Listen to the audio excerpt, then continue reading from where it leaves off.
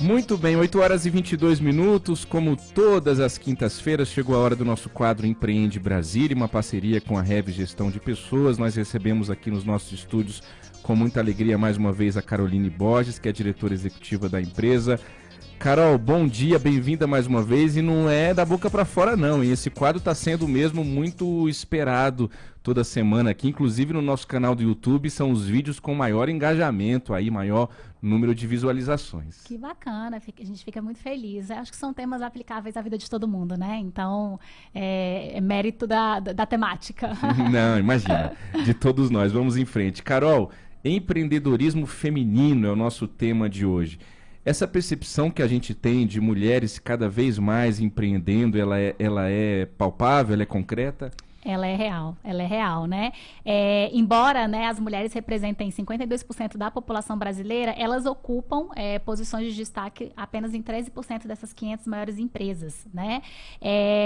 E uma pesquisa sobre empreendedorismo realizada pelo Sebrae indica a existência de 25,6 milhões de negócios no Brasil, sendo que as mulheres estão à frente de 33,6% deles. Tá. Mas quando a gente fala de empreendedorismo feminino, a gente precisa, eu acho que, conceituar um pouco, né? É um movimento que reúne esses negócios idealizados e comandados por mulheres, né? Mas num sentido mais amplo, ele também pode ser entendido como as iniciativas de liderança feminina, incluindo também a atuação das mulheres nos altos cargos dentro das empresas. Sim. Então, ele é um movimento mais amplo, né?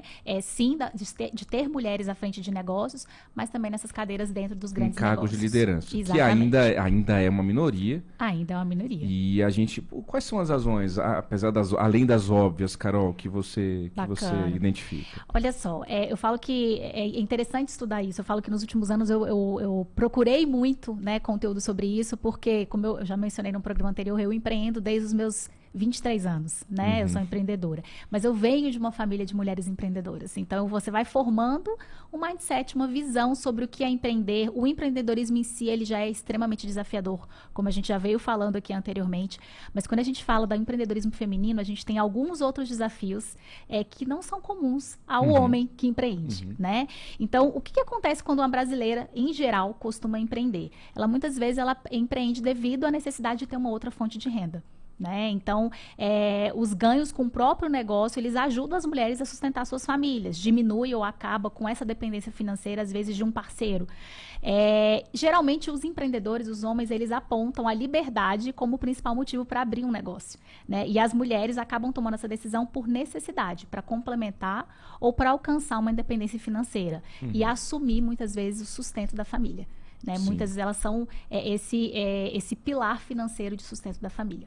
Né? Então, esse costuma já ser a primeira diferença aí. Né? E aí é uma mudança de cultura já grande também, né? De que às vezes o homem, como responsável por prover necessariamente a casa, o provedor, e muitas vezes a mulher ocupa essa posição de cabeça financeira da casa, mesmo tendo um companheiro, né, Carol? A gente não está falando somente de mães solos, mães solteiras, Exatamente, é isso mesmo, Diego. Assim, muitas vezes as mulheres ocupam essa posição e para você ter uma ideia, né, assim, alguns outros desafios acompanham esse papel, né, do empreendedorismo, além do sustento financeiro das próprias famílias, muitos também estão relacionados à maternidade, né? Então, existem vários institutos hoje, esse é um movimento que ele vem se fortalecendo, e isso é muito bom para a economia, isso é muito bom quando a gente fala de ecossistema de empreendedorismo, mas, por exemplo, a Rede de Mulheres Empreendedoras, a RME, revela que 53% das empreendedoras brasileiras são mães. E aí muitas buscam também horários flexíveis que permitam conciliar as tarefas domésticas e a vida profissional. Né? Então, elas tomam esse caminho, às vezes, do empreendedorismo devido ao pouco espaço em cargos de chefia também no mercado tradicional. Às vezes não conseguem crescer como poderiam, né? E aí a gente vem com outro dado que fortalece essa estatística aí da Pesquisa Nacional por Amostra de Domicílio, PNAD. O salário das mulheres hoje, ele equivale a 73,5% da remuneração dos homens na mesma função. Na mesma função. Então, as peças vão se encaixando, né? O porquê desse empreendedorismo está crescendo, porque esse é um caminho, né, para muitas mulheres, mas ainda uma desigualdade grande quando a gente fala de empresas privadas, de grandes companhias, que muitas também já estão, né, se atentando a isso e buscando programas de inclusão. tá? Carol, a gente vê muita piadinha no dia a dia, né? E essas piadinhas, às vezes, elas vêm revestidas de muito preconceito e de uma carga cultural ainda muito voltada para... Ah, você é mulher? Então tá, vamos fazer uma graça aqui. Ah, o mundo é de vocês... Mas fica aí no seu lugar e deixa o cargo de chefia aqui para os homens, né? Então a gente percebe isso, às vezes, na própria gestão, na hora de contratar. Quantas mulheres... durante uma entrevista escutam aquela indesejada pergunta, mas você está pensando em ter filhos? Você está pensando em engravidar nos próximos meses? Você tem criança pequena, né? Porque aí ele parte do princípio, o gestor, de que a mãe vai ter que sair para levar o filho na escola, porque essa é uma atribuição da mulher, né? Obrigatoriamente na cabeça ainda de muita gente. Enfim, é muito desafio ainda a ser enfrentado pela mulher, né, É Carol? muito desafio, Diego, e isso que você está colocando, acho que traz a gente para essa discussão desse papel, né? Isso só vai mudar se os homens também tiverem inclusos nessa jornada.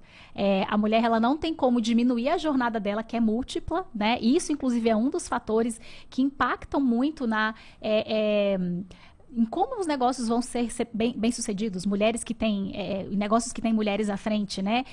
Se os homens não estiverem apoiando e estiverem compartilhando essa jornada, né? Então, às vezes os homens empreendedores têm o privilégio de colocar o negócio ou o seu cargo de liderança em primeiro plano, e as mulheres são responsáveis também pelas atividades de trabalho não remunerado.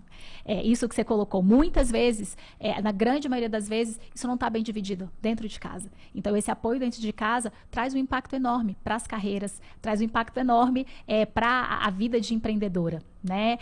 E a gente lida com isso. Eu falo que também é papel de quem é empreendedor hoje, que está sentado numa posição de liderança, de mudar essa realidade. Então, esse tipo de pergunta, a gente se faz esse tipo de pergunta para um homem numa entrevista?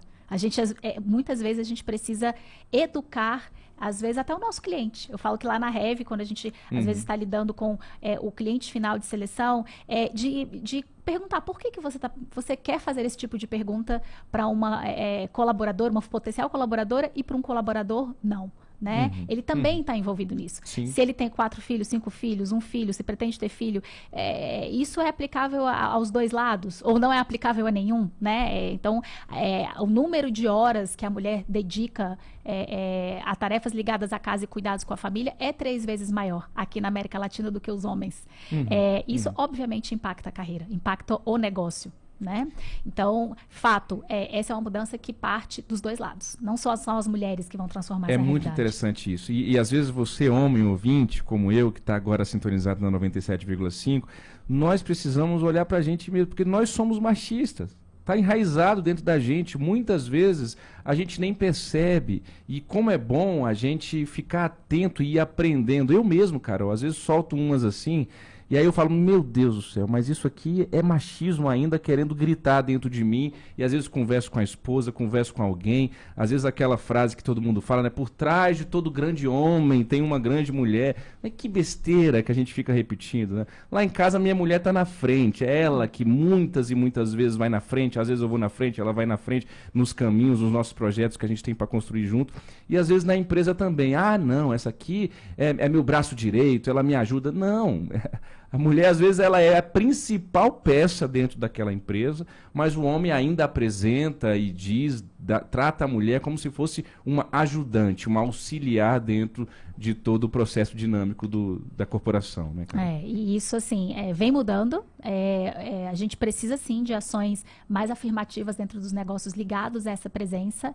E, às vezes, é a fórceps, né? Porque a gente vê aí as cotas femininas, empresas que estão dividindo 3 diretores homens, 3 diretores mulheres. Isso está, de fato, acontecendo dentro dos negócios, né? Nós tocamos agora, recentemente, alguns processos em que as empresas já estavam buscando essa diversidade. Ter mulheres compondo os quadros de liderança, ter mulheres compondo de forma... isso aqui precisa ser assim, né? Nós precisamos criar um ambiente mais equilibrado entre homens e mulheres, participação. E eu falo que, além de a gente falar desse âmbito necessário, tem todos os impactos positivos, né? Então, existem várias pesquisas aí colocando do impacto significativo no PIB.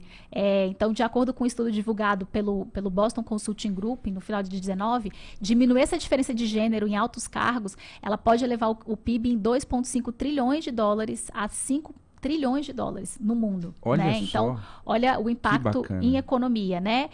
E a própria OIT, né, coloca que as empresas mais preocupadas com esse impacto de diversidade de gênero na liderança contam com funcionários mais engajados e crescimento entre 5 a 20% nos lucros, quando você traz diversidade. Então, é necessário, né, para a economia. E aí eu sei que a gente está com um tempinho apertado hoje, então eu queria sinalizar que, assim, hoje no Brasil e em Brasília nós temos grandes empreendedoras, temos grandes destaques, e aqui em Brasília mesmo nós temos, e no âmbito nacional, vários movimentos que auxiliam a pequena empreendedora, quem está querendo empreender, começando a empreender, e precisa tanto de balancear esse equilíbrio entre a vida pessoal e esses desafios do empreendedorismo e o próprio conhecimento de negócio, né? Então, o Sebrae tem um programa muito bacana, né? O Sebrae Delas, a ONU Mulheres traz muito conteúdo, formações também ligado a isso, e aqui em Brasília existe uma Câmara de Mulheres Empreendedoras do DF, que funciona dentro, né? Dentro do FEComércio, comandada aí pela Beatriz Guimarães, uma querida, super, um beijo grande, Bia, para você, mas que são várias empreendedoras bem-sucedidas aqui que trazem ações e articulações para melhorar essa entrada da mulher no mercado e esse empreendedorismo feminino em Brasília. Muito legal. Carol, vamos fazer um compromisso? Você volta, não sei se semana que vem a gente continua nesse assunto, mas nas próximas semanas a gente volta a falar um pouco mais do empreendedorismo feminino, que esse assunto muito interessa ao nosso ouvinte.